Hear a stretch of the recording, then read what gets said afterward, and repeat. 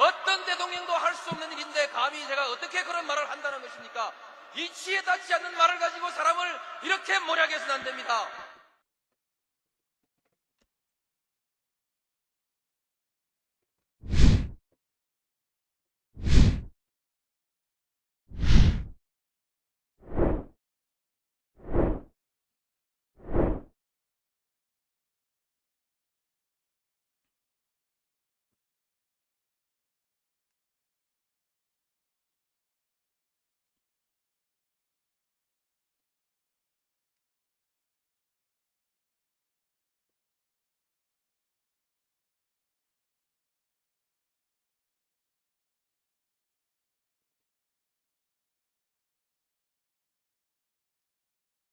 네, 오밤중의 뉴스 함께하고 계신 지금 시각 11시 42분을 지나고 있습니다. 아, 참 오늘 빨리 진행을 하려고 그랬는데 이 핏대가 오르다 보니까 또 조금 지체가 되고 있네요. 네, 오늘 준비한 얘기 시작하겠습니다. 자, 제가 오늘 준비한 첫 번째 얘기는요. 유동규의 실토입니다. 뇌물 받은 것 때문에 남욱 편을 들었을 수도 있다 라고 오늘 유동규가 실토를 했다는 겁니다. 자, 이 부분이 왜 나왔는고 하니 이 부분입니다.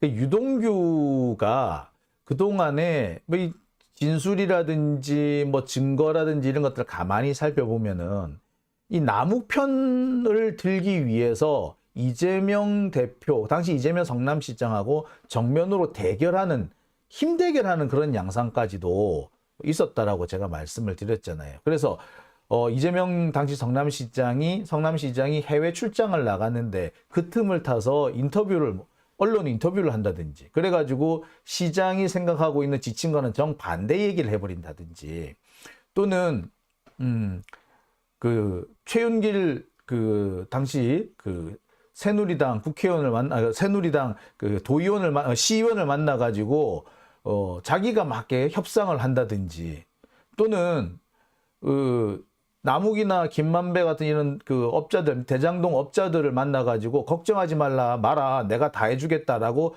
호언장담한다든지 이런 경우가 상당히 많이 있었습니다. 자, 이 부분을 보면서 얘 좀 이상하지 않느냐. 아무리 봐도 성남시 공무원으로 행동했다기보다 남욱이나 김만배 같은 이른바 대장동 민간 사업자의 입장에 서서 일을 해온 게 아니냐. 즉 남욱의 밀정이 아니었느냐. 그런 얘기를 제가 여러 번 얘기했었습니다. 이 부분에 대해서 이 변호인 측에서도 김용 부원장의 정진상 실장의 변호인 측에서도 꽤 반복해서 이런 의심을 했던 것으로 보여요. 그리고 오늘 결국에 그 부분에 대해서 집중적인 질문이 들어갑니다. 그 결과 유동규가 결국에는 실토를 하는 거죠. 자, 지난번 재판에서 유동규는 비슷한 질문이 나왔을 때 버럭합니다. 그때는 내가 돈 받기 전인데 내가 왜 남욱 편을 듭니까? 라고 얘기했거든. 자, 그런데 돈 받고 난 다음에는 너 그럼 남욱 편 든 게 맞냐? 라는 질문에 결국에 그것도 무시할 수 없다. 그것 때문에 내가 남욱 편을 들었을 수도 있다는 취지의 말을 합니다. 자, 요 얘기를 차분히 좀 진행해 볼게요. 자, 이 유동규는요, 남욱한테 돈을 처음 받은 거를 2013년 1월이라고 얘기를 합니다. 이때 남욱이 돈을 처음 가져왔대요. 얼마를 가져왔다? 2천만 원을 가져왔다. 달라고도 안 했는데. 그래서 2천만 원을 받아가지고 1,000만 원은 정진상, 1,000만 원은 김용을 줬다. 라고 주장을 합니다. 자, 그래 놓고서는 엊그저께 진술에서 또 뭐라고 했느냐면, 내가 줬던가? 내가 썼던가? 이렇게 말이 바뀝니다. 황당하죠. 여하튼 간에 2013년 1월에 그때부터 남욱의 돈을 받았다는 건 확실해요. 2013년 1월부터 돈을 받았다는 얘기가 나와 있습니다. 근데 이 부분에 대해서 또 조금 다른 얘기도 있습니다. 뭐냐면 남욱은요 2013년 1월에 유동규한테 돈 줬다는 얘기를 어디에서도 한 적이 없어요. 남욱이 맨 처음 돈 줬다고 말하는 건 언제냐면은 2013년 3월 중순 이후인데 그때 유동규가 자기를 만나가지고 3장을 달라 그랬다는 거야. 그래서 한 2-3달 동안 열심히 돈을 박박 긁어 모아가지고 3억을 만들어 줬대. 이게 유동규한테 처음으로 돈 준 거로 남욱은 얘기를 하고 있습니다. 그래서 누구 말이 맞는지는 모르겠어요. 자, 이 부분에 대해서 당시 지난주에 변호인 쪽이 좀 많이 추궁을 했습니다. 그러니까 유동규가 버럭 승질을 냈던 그런 장면이 바로 이 장면이었죠. 자, 그랬는데 이 부분에서 오늘 좀 새로운 진술이 또 나오기 시작한 겁니다. 자, 뭐라고 얘기를 하느냐? 이런 얘기를 합니다. 2천만 원을 이렇게 또 가져왔다. 남욱이 돈을 2천만 원을 가져왔더라. 그래서 1,000만 원은 정진상 주고 1,000만 원은 김용 줬다. 그랬다가 또 내가 줬는지 안 줬는지 기억이 잘 안 나네 라고 했다가 그 다음에 다 뭐라 그런다. 결국에는 그렇게 되는데, 자, 여기에 변호인이 따지고 묻습니다. 그래서 네가 그 돈을 덥석 받았나? 자, 그러니까 유동규가 버럭 화를 내면서 김용하고 정진상이 나한테 술값을 뒤집어 씌워서 받았다 라고 또 얘기를 해요. 아니 근데 술값을 뒤집어 씌워서, 그래서 술값 때문에 그 외상값이 수천만 원이 쌓여 있어서 그래서 남욱한테 돈을 받았다라고 한다면 그 받은 돈 가지고 술값 갚았겠지. 근데 그 돈을 가지고 김용 전진상한테 나눠줬다고? 이거 좀 말이 안 맞죠, 사실. 제가 말이 안 맞다고 그랬습니다. 자, 어쨌거나 2013년 무렵부터는 이제 돈을 받았다라는 얘기지. 자, 그런데 이 무렵부터 유동규는요, 남욱한테 왠지 모르게 뭔가 좀 끌려다니는 듯한 그런 모습을 보입니다. 2012년에 남욱이 유동규를 만나는데요. 대장동 사업 추진 방식을 환지 방식으로 해달라고 강력하게 요구를 합니다. 자, 그런데 유동규가 사실 지가 공무원이라면 이 얘기를 듣고 그렇게 하겠다라고 하는 게 아니라 글쎄 시장님이 생각하시는 게 있겠지라든지 이렇게 확답을 하면은 안 되는 거 아닌가요? 그죠?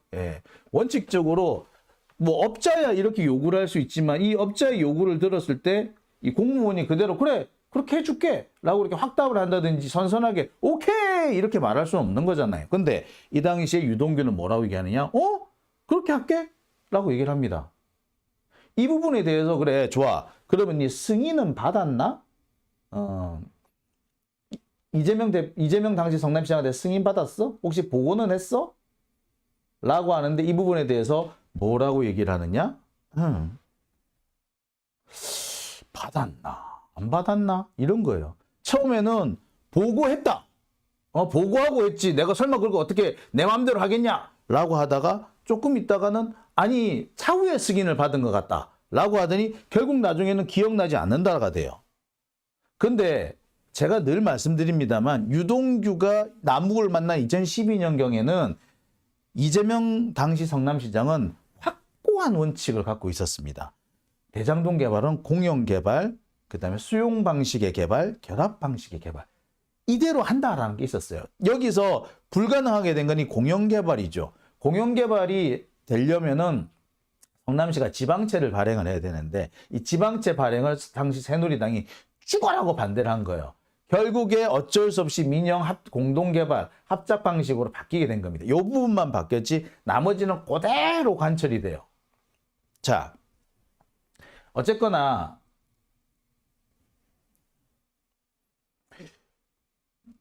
이 당시에 유동규의 행동은 뭔가 이상하죠.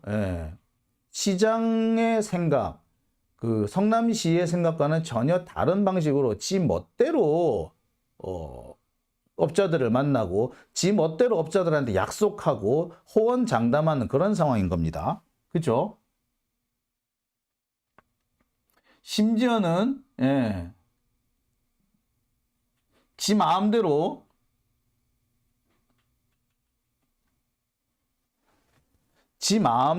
인터뷰까지 막 해버리는 거죠. 자, 이쯤 되면은 진짜 막 나가는 거죠. 이쯤 되면 진짜 막 나가는 겁니다. 자, 이렇게까지 한 이유, 도대체 이 사람은 미친 거 아니냐 생각이 들지 않습니까? 아니, 시장이 버젓이 있고 시장이 정해놓은 원칙이 있는데 그에 정반대되는 입장을 그 업자들한테, 개발업자들한테 가서 떠버리는 것도 황당해 죽겠는데, 심지어 그 개발업자의 입장을 그대로 수용해가지고 지가 인터뷰까지 해버린다는 거, 이거 간이 배 밖에 나온 놈이지. 이 공무원이 이런 짓을 할 수 있나? 저는 제 생각으로는 공무원이 할 수 있는 짓은 아니라고 생각이 들거든요. 그래서 이와 관련해가지고 이재명 대표도 당시 유동규를 여러 번 질책을 했다 그래요. 네가 결국엔 네가 개발을 이거 막았네 라고 엄청 질책을 했다는 거예요. 그 결과 이 유동규는 이 대장동 개발에서 의사결정 과정에서 배제가 됐다. 이 부분까지 확인이 된 겁니다. 자, 봅시다. 그럼 유동규는 왜 이런 짓을 했을까? 지가 의사결정 과정에서 배제될 정도로 시장하고 이렇게 맞짱을 뜨고 시장의 뜻과는 상반되는 주장을 계속하고 심지어 시장이 공개적으로 발표하고 각종 그 보고서까지 다 나와가지고 이미 틀이 딱 나왔는데 굳이 계속해서 뻗대고 그렇게 하면 안 된다, 그러면 안 된다, 그러면 손해본다, 망한다. 왜 자꾸 그랬을까? 자, 여기서 답은 사실 나온 거죠. 결국에 유동규는 남욱을 비롯한 대장동 사업자들의 이익을 극대화하기 위해서 대장동 사업자들의 편을 적극적으로 들어준 거다. 이 외에는 다른 그게 나올 수가 없죠. 자, 그래서 오늘 정진상 실장의 변호인이 유동규한테 추궁을 합니다. 너 도대체 왜 그랬니? 너 계속 보면은 대장동 사업자들의 이익을 가장 극대화하는 그런 방안만 계속 얘기를 하네. 시장이 이미 결정까지 다 내렸는데, 심지어 시장이 안 된다고 했는데, 심지어 시장한테 네가 질책까지 받았는데, 그런데 네가 막 네 혼자서 네 멋대로 인터뷰까지 했네. 그 왜 그랬는데? 너 혹시 유동규한테 돈 받아서, 아니 유동규는 남욱한테 돈 받아서 그 돈 받은 것 때문에 그래서 그랬던 거 아니야? 라고 물어요. 자, 그러니까 유동규가 이렇게 얘기를 합니다. 언제 시점을 말씀하시는 겁니까? 그때가 언제 말씀하시는 겁니까? 라고 물어봐요. 자, 그러니까 여기에 변호인이 얘기를 합니다. 2013년 12월을 기준으로 해서 그렇다. 그러니까 2013년 12월이 되면요, 유동규 주장을 보면은 적어도 한 3번 이상 돈을 받은 거야, 남욱으로부터. 2013년 설 무렵에 받았고 2013년 3월, 4월, 5월 무렵에 3억 받은 게 있고 그 다음에 2013년 추석 무렵에도 돈을 받은 걸로 돼 있거든요. 자, 그러니까 벌써 3회 이상 받은 상태죠. 그러니까 야, 너 혹시 그 돈 받은 것 때문에 남욱 쪽에 편들어 준 거지? 너 돈 받은 것 때문에 걔한테 코 깬 거지? 유동규는 이렇게 대답합니다. 그런 측면도 무시할 수 없다.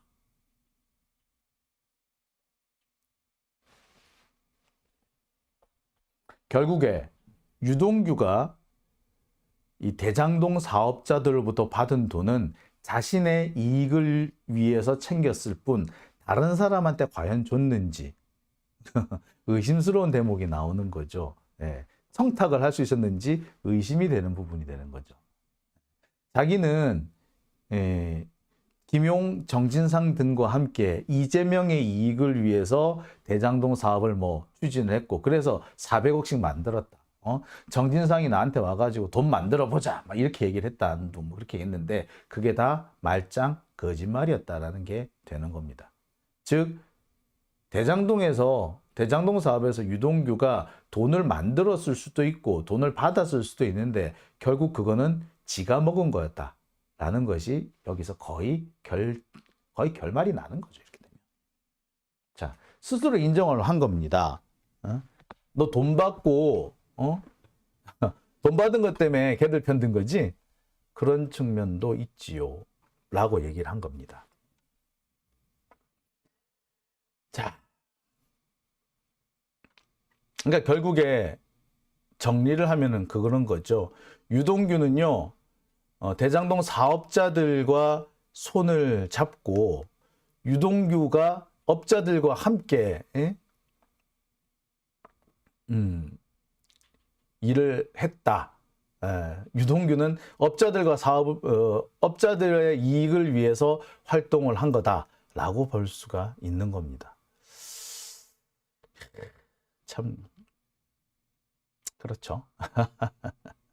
자, 실제로 보면은 유동규는요, 대장동 사업자들하고 되게 거의 항상 뭐 같이 움직였다라는 부분도 나오죠.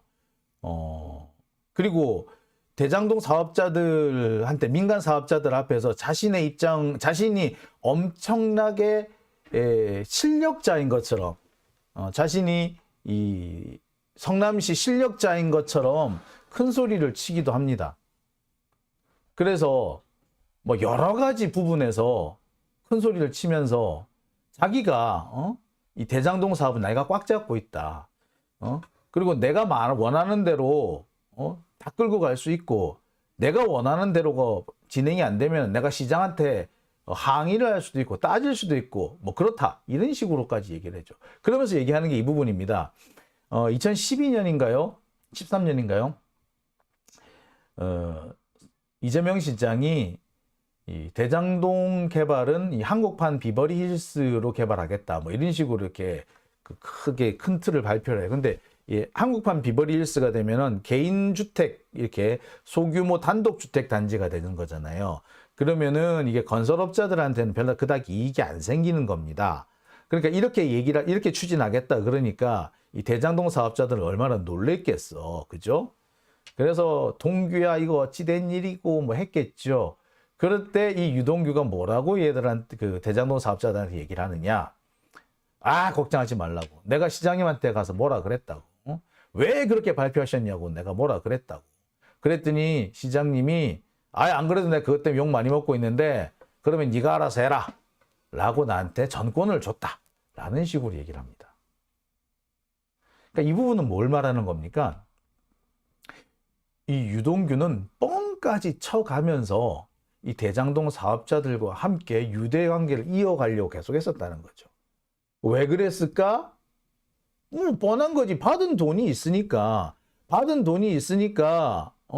어떻게든 간에 그 받은 돈의 대가를 해야 될 거 아닙니까? 그러니까 이런 거짓말까지도 하게 되는 거죠. 그죠? 네. 이 부분이 오늘 재판에서 드러났다. 이 말을 했기 때문일까요? 갑자기 유동규가 재판을 오늘 재판 못하겠다 그래요. 원래는 오늘도 오후 6시 정도까지 재판이 이어질 예정이었고 증인신문이 쭉 이어질 겁니다. 오후 6시까지 증인신문이 이어져야지, 그래야지 이번 주 금요일 날 이렇게 뭐 그 검찰 측 재신문이 있을 예정이었고, 거기 또 그 재판부 직권신문이 있을 예정이고, 또 그게 맞춰가지고 이 변호인들의 재반대 신문까지 이제 진행이 되어야 되는 상황이었는데, 오늘 갑자기 거의 오전만 하고 오후에는 좀 하다가 말아버린 거예요.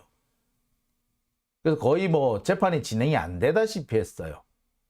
그러니까 유동규는 오늘도 보면 몸이 안 좋다라는 그런 얘기를 해요. 그래서 재판부가 자꾸 올라가면서 계속 좀 웬만하면 해보자 하는데, 결국에 뭐 오후 재판 시작하자마자 1시간 정도 했나? 그럼 그냥 그만두고 나가버린 거죠. 그래서 유동규가 사실 이 재판의 피고인이기도 한데, 증인이자 피고인인데, 피고인 치고 좀 너무한다라는 생각. 뭐 지멋대로다, 그죠? 이렇게 재판해도 되나? 하여튼 완전히 갑도 이런 갑이 없어요, 그죠? 갑 오브 갑이에요, 그죠? 여하튼 사실상 이 진술을 거의 마지막으로, 오늘 나온 진술은 거의 이게 다라고 해도 과언은 아닐 것 같아요. 그러니까 아마 제가 볼 때는 유동규가 이 대답을 해놓고 본인도 아차 싶지 않았을까? 뭐 이런 생각이 좀 듭니다. 그러니까 본인 입장에서도 그 무리하게 계속 그 진술을 이어가느니 차라리 오늘은 여기서 끝하고 다시 한번 생각을 해보는 게 좋겠다라고 판단하지 않았을까? 뭐 그런 생각도 사실 좀 들어요. 자, 그래서 오늘은 가장 중요한 대목은 이 부분이었습니다. 참, 이 재판 참 재밌어요. 제가 볼 때는 이 판사도 상당히 힘들 것 같습니다. 지금 이 대장동 재판이 한 서너 군데에서 나눠져서 진행되고 있는데, 서너 군데에서 나눠서 진행되는 것만큼 이게 또 그 진술이 막 엇갈리기도 하고요. 또 일정이 막 꼬이기도 하고 막 그렇습니다. 근데 그 꼬이는 일정 속에서 뭔가 새롭게 이 진실이 드러나는 게 아니라 뭔가 계속 기존에 했던 기존의 진실이라고 알려졌던 것들이 모두 깨져 나가는 그런 상황이 된 거죠. 재판부 입장에서도 참 답답하지 않을까, 화딱지 날 것 같아요. 자, 배동호님, 정치 재판이 아니었으면 벌써 끝장났을 재판이네요. 네. 제가 이 유동규라든지 이쪽 재판하는 과정을 제가 설명을 드리면서 이게 미국 같았으면 벌써 공소기각 났다고. 그 재판부가 직권으로 공소기각 때려버렸을 거라고. 근데 우리나라에서는 이 법원이 의외로 이 검찰 눈치를 좀 많이 보기 때문에 아마 그러지 않는 것 같은데, 이게 외국 사례 같았으면 벌써 끝장나도 100번은 끝장났을 사안이라고 제가 몇 번을 말씀을 드렸을 겁니다. 예. 자, 그렇죠. 예. 자, 오밤중의 뉴스. 오늘 제가 준비한 첫 번째 순서는 여기까지입니다. 자, 그러면은 이어서 두 번째 순서로 넘어가겠습니다.